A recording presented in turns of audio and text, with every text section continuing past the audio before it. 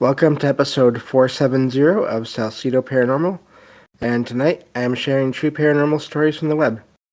As always, you can find all episodes of the show along with links to social media and other ways to contact me at the podcast page, and that is salcedoparanormal.podbean.com. That's SALSIDO paranormal.podbean.com. Always happy to hear from you all, whether you have comments or questions or topic suggestions or stories of paranormal experiences, whether they are your own or from others that you trust.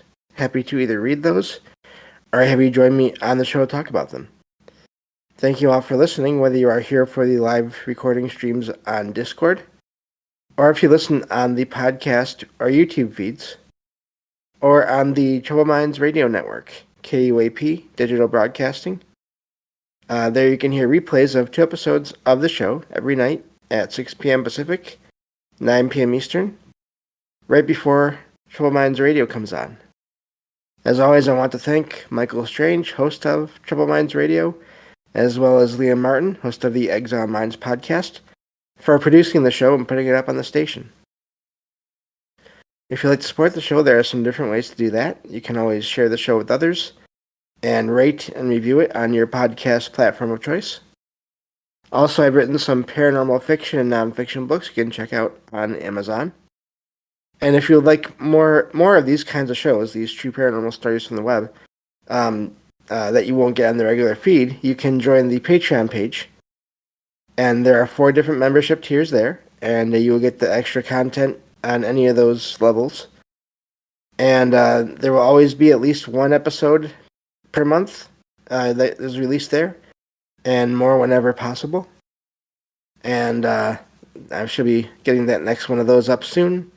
I'm going to be trying to always have them out by the first Thursday of every month, so that I have a data to go for there. And so you can either go that way, or if you just want to make one-time donations, you can do that through PayPal or Venmo. As always, help is never expected, but always appreciated, as there are expenses in making this show. From equipment to research materials. As of right now, I do a lot of research through just whatever I can find that I can access for free online, and that's good, but also there are books out there that I wouldn't mind getting that, to get them, sometimes they're not inexpensive. So, but also that would help. Donations would help with travel expenses as well, as I will be going to the Mid-Michigan Paracon this year, November 4th and 5th, and that is a Saturday and Sunday, and that's at the Soaring Eagle Casino and Resort in Mount Pleasant, Michigan. I'll be there making recordings of myself and anyone else who wants to join me on the topics that are discussed at the Paracon, and just the paranormal in general, and or listener experiences as well. So happy to make any of those kinds of recordings while I'm there, and then I will share all of that once I get back home. So I think that covers everything there. Really excited for that. It's finally getting close here, and it's only a couple months away now, basically. A few months total. And yeah, just about 2 months, actually. A little over 2 months. I remember when that was months, so like almost a year away, and I didn't even know if I'd be able to arrange this or not. So really getting excited for that. But so I think that covers everything, and now I can get to the stories. Also, the weather seems to be changing outside, so hopefully we don't get a storm. But if we do, we'll go as long as I can, as always, and push through it if at all possible. So hopefully it'll just sort of blow over and not really amount to anything. But anyway, getting to the stories here. Let me see here. So this first one says, I want to share a recent experience I had. About an hour ago, after I finished brushing my teeth in the bathroom, I saw a ball roll past the doorway. The bathroom is connected to a hallway, and at first I thought my partner in the kitchen had kicked the ball, period, there we go. I went out to check where the ball stopped, just past the doorframe of my children's room. After returning to put my toothbrush away, I came out again to check. The ball was gone. I realized that I didn't see a physical ball, which bothered me. I asked if anyone kicked a ball down the hallway, but everyone in my family said that they hadn't. The ball was baseball-sized, glassy, transparent like a marble, with a dark oil color and a lighter inside than on the outside, near the edges. I lived with my partner and another family member, both of whom had seen something unusual in their peripheral vision the previous night. I don't know what happened, and I am curious as to what others think of this experience. So that's where that story ends. It sounds almost like they saw more of possibly a image, maybe even the light part on the inside of the thing maybe was actual light, I wonder. And if the glassiness was more of light than it was anything solid. Just the way it disappeared and everything, and then the way they kind of realized after it didn't really look like it was physical. So that is an amazing sighting. And then put that together with the other people in the family, in the house, seeing something else the night before that I'm guessing they couldn't really describe very well. Otherwise, I would guess that the writer would have put it in there. Might have just been they saw something move out of the corner of their eye, and then they looked and it was gone. And that can happen just in day-to-day things. Our eyes can play tricks on us sometimes here and there. But when there's other things happening, I think it's important to keep in mind that maybe that those sightings could have been something as well. I always wonder if maybe there can be multiple ways for basically the things that you see out of the corner of your eye or just for just a second, they can look alike but be different things. In other words, it could be the eyes playing tricks on you, but it could also be, in some cases, something paranormal that you're actually seeing just for a split second, then it's gone. As always, like I like to say, I don't think that there's any one answer to really a lot of things, and especially the paranormal. So yeah, I wonder about that. If there's, and even if, let's say, those sightings that the two people have, which is odd in a way, something out of the corner of their eye, let's maybe write those off. You still have this weird sighting of this object that looked almost like a ball that appeared to roll across the floor, move across the floor. So, it sounds like there was one weird thing that happened, and maybe possibly multiple weird things happened in this house. And what they are, I don't know. But I wonder how many other sightings there are like that, where people think they see a ball rolling across the floor. One of those, especially one of those that seems to have, or that looks like the kind that has like a light in it. And then they look and it's gone, and maybe they didn't actually see a regular ball. They were seeing something that they thought was a ball because it was moving along the floor. But maybe it was something else. So, just some thoughts there, but I don't know. So, neat story though. I'm guessing hopefully everything is okay since nothing else really happened. Yeah, neat story there. I'd be curious about anything else happening after that. So, but obviously you don't get to find out, so hard to say. Moving on to the next story here. This one says, my friends and I rented a cabin in Utah, high up in the mountains, with no air conditioning, so the windows were left open for air. While stargazing one night, my husband and I saw several satellites suddenly forming a triangle shape in the sky. Inside the triangle, the night sky appeared to move slowly along with the lights, as if cloaked. I wonder if it might be a UFO. I was amazed by what I saw, but it quickly disappeared. The area became eerily quiet with no bugs or bats, but many shooting stars and meteors. We went inside, feeling uneasy, and shared the experience with our friends. Later that night, in our room, we heard a high-pitched whistle outside and joked about supernatural beings. Despite our skepticism, we laughed it off and got in bed.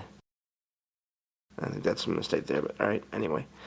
After about 10 minutes, we heard heavy footsteps and deep breathing on the deck outside our room.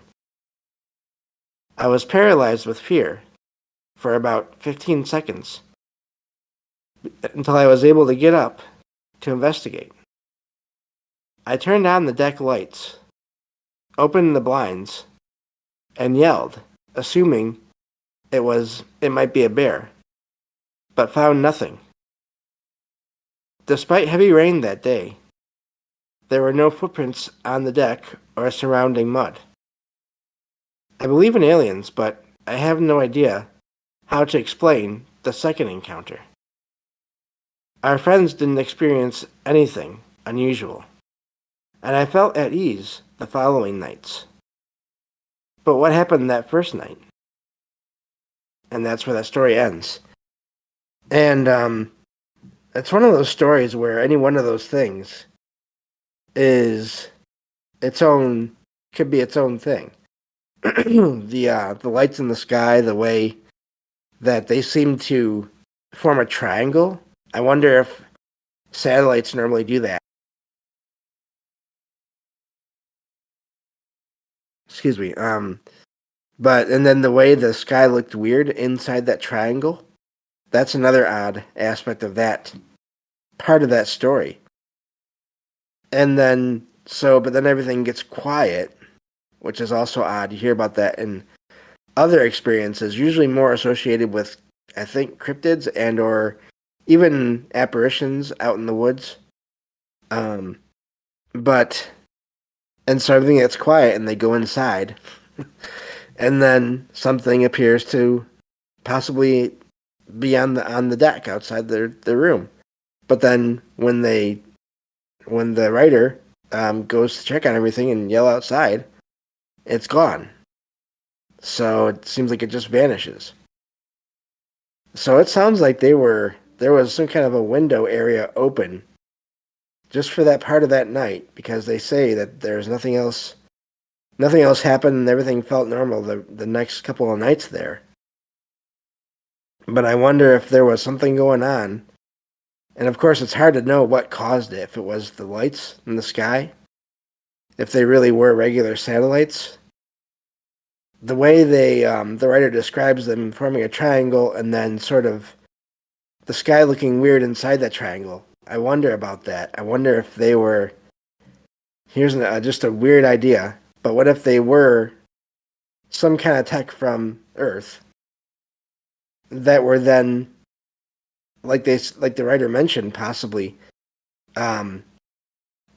cloaking that part of the sky for some reason. And of course, the reason to me would be something weird, some other craft from or other entity happening inside that triangle. That's where my writer's sci-fi mind goes to with that. But then you have the rest of it, and the question is it all connected or is it not? Or is it somehow a mix of all that, where the footsteps and the breathing and the whistle was one thing that happened, and the lights and the strange triangle and everything, that also happened, but they both were happening again because somehow the the environment changed, the energy changed, who knows? And the people there were able to have those experiences, but just for that one night before, again, things changed back. It's really hard to know, but just the amount of things that happened in that story, that's really quite the amazing story there. So, yeah, I really wanted to share that one because I have no idea. Usually, you sort of get one or the other in a lot of cases, not all. I mean, there are definitely cases where the different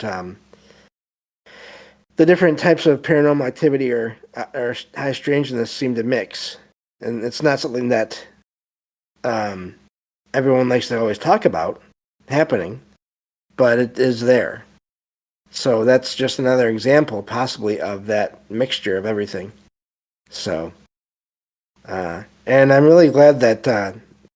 So when I first started out the show, this couple of years ago, I did try to separate things, because I thought it'd be easier, but then I stopped trying to separate everything, and it's a lot more fun now that way. Just allowing for anything that I read that is can't easily be explained away, to be on the show, as long as it's not completely negative. Like I said, I don't do that for various reasons, but basically just anything that seems outside of the ordinary, allowing anything like that to be on the show, and whenever I find it, it's really made things a lot more interesting for me, for sure. If nothing else. So, getting back to the stories instead of me going on about the show. Let's see here. Gotta find my spot. Okay, there we go. Got it. This next one says, I walk to work almost every morning. On my way, I pass by an abandoned doctor's office next to railroad tracks. At a specific point near the doctor's office, during my walk, I hear a brief sound resembling radio chatter. And there's the thunder, but anyway. The sound stops quickly, and I look back, but see nothing unusual. I scan the windows for any movement, but I find none.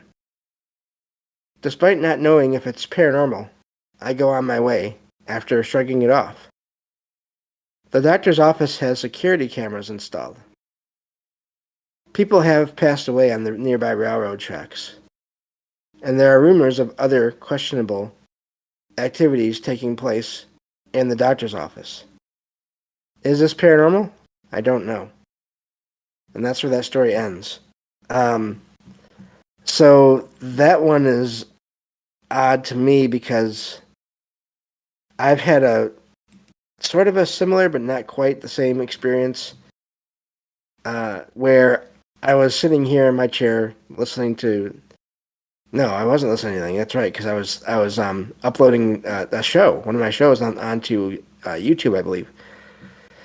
And so I didn't have anything else on. I wasn't listening to anything, but I was sitting there and I was sort of just really relaxed, and I started hearing, and I can't remember the songs now, but I remember I started hearing music, and it was classic rock, and it was basically a song, and then it faded off, and then a different song started, and I just got this feeling like this was a radio station that somehow I was picking up.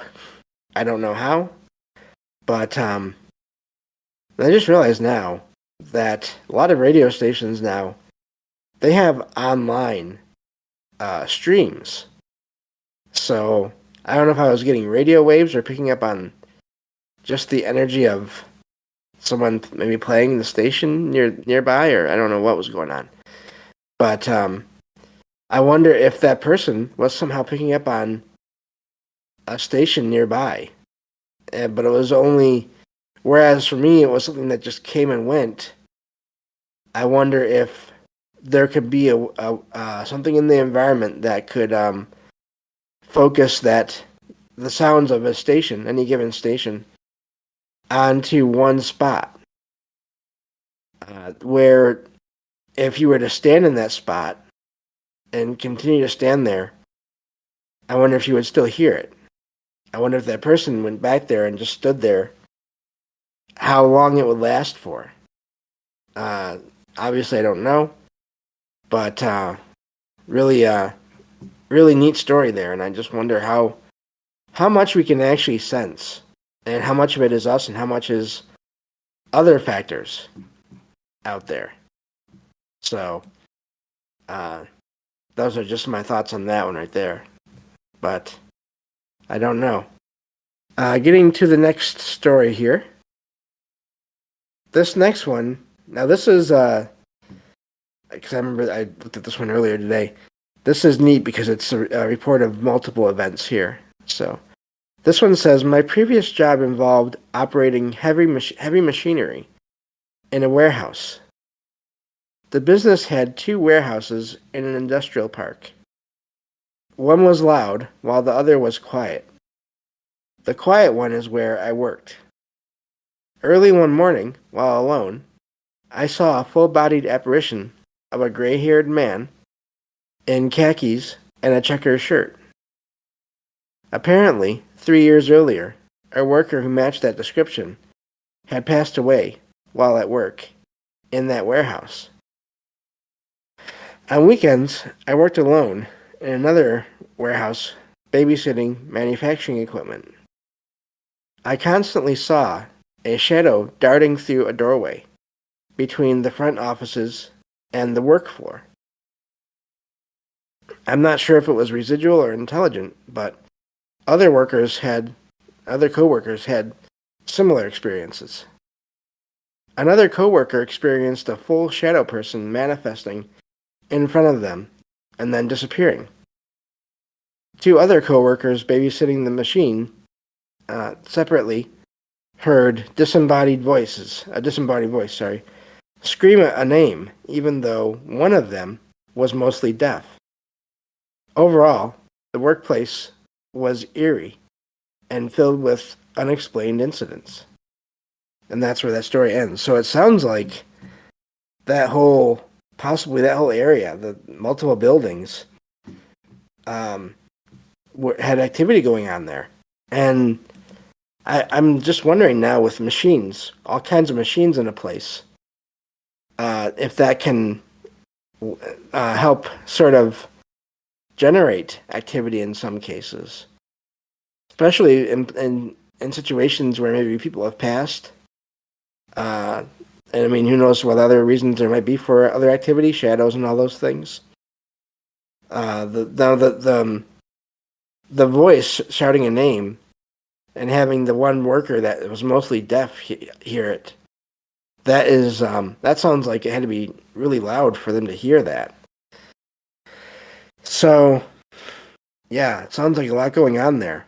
I'd wonder about the history. I would definitely, if I could, I would suggest that the writer there look up the history of that location, if they want to. Again, sometimes it depends on how interested you are in history and in the paranormal and just in sort of, you never know what you might find. That can be good or bad, so you have to always take that into consideration. But sounds like that's an active area.